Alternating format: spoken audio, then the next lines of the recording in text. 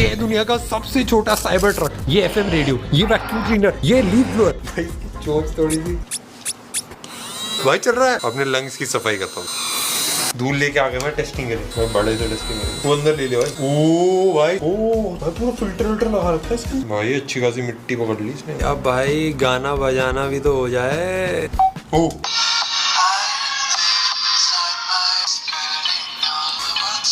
बड़ भाई है तो बड़ा टट्टी। नेक्स्ट वाला हमारा भाई एसपीडी इमरजेंसी। काफी ज्यादा लोगों ने देखा नहीं, हवा फटता है। बचपन में ना वो करता था ब्लो पेंटिंग।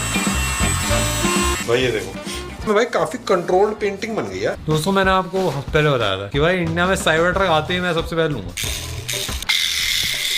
ओ भाई इसको टायर मुड़ते नहीं है। वो देखो क्या स्टोरी। वो